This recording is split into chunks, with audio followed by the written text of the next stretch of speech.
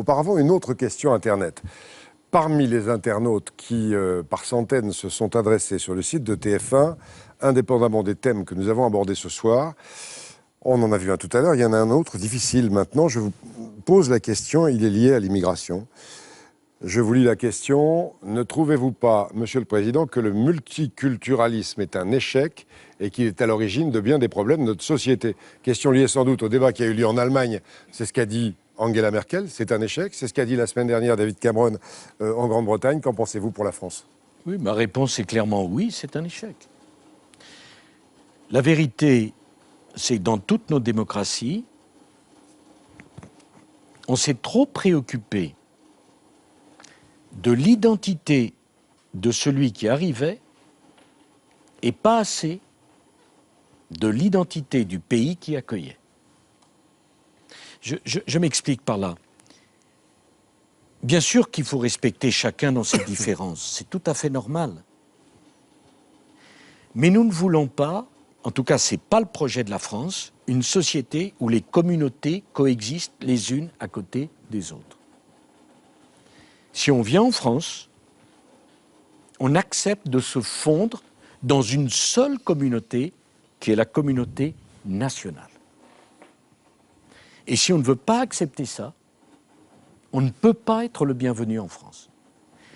Les pays comme l'Angleterre ou les États-Unis qui ont pensé développer ce multiculturalisme, c'est-à-dire communauté par communauté, ont renforcé les extrémismes, chacun oubliant qu'il appartenait à une communauté nationale, a développé ses défenses contre les autres. Nous ne voulons pas de cela. Nous ne voulons pas de cela. Voilà. Et les choses sont parfaitement claires. Je suis de l'avis de Mme Merkel et de M. Cameron. Nous ne pouvons pas de cela. Alors, ça pose la question, bien sûr, qui vient... Et ne faisons pas la langue de bois. Ça pose la question de l'islam et de nos compatriotes musulmans. Elle est posée.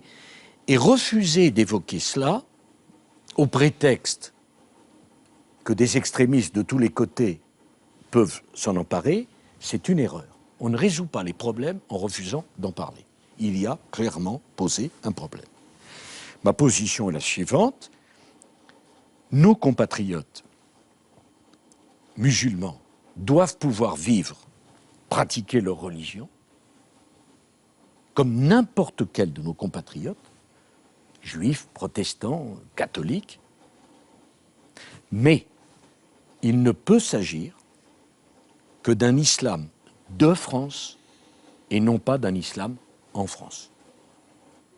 Ça, c'est pas possible.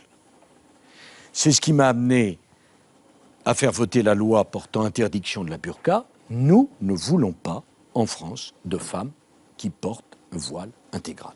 Nous n'en voulons pas. Nous ne voulons pas en France que l'on prie de façon ostentatoire dans la rue. Mais nous disons en France qu'il est parfaitement normal qu'il y ait des lieux de culte, des mosquées, pour que nos compatriotes musulmans puissent pratiquer leur foi. Nous sommes un pays laïque. Il y a une séparation entre les religions et l'État. La prière n'offense personne, mais nous ne voulons pas, sur le territoire de la République française, d'un prosélytisme religieux agressif. Quel qu'il soit. Mais naturellement, quel qu'il soit. Naturellement, quel qu'il soit. Mais M. Pernaut, je pense qu'il y a une formidable hypocrisie de refuser de voir un certain nombre de réalités en face. Je le dis alors même que j'ai toujours été opposé à l'immigration zéro, qui n'a aucun sens. Alors même que je trouve que les déclarations de tel ou tel leader extrémiste parfois font honte. Et je le dis alors que chef de l'État, je le suis de nos compatriotes, quelle que soit leur confession. Qu'ils aient une confession ou qu'ils n'en aient pas, d'ailleurs. Qu'ils aient une confession ou qu'ils n'en aient pas. Mais si on vient en France, on apporte bien sûr son identité à la communauté nationale, mais on respecte la communauté nationale. Et la communauté nationale française ne veut pas changer, comment? Son mode de vie, son style de vie, l'égalité entre les hommes et les femmes. Nous ne voulons pas transiger là-dessus. La liberté pour les petites filles d'aller à l'école. Nous ne voulons pas, par exemple, que des imams puissent prêcher la violence. Nous ne le voulons pas. Nous ne le voulons pas. Voilà, ça n'existe pas.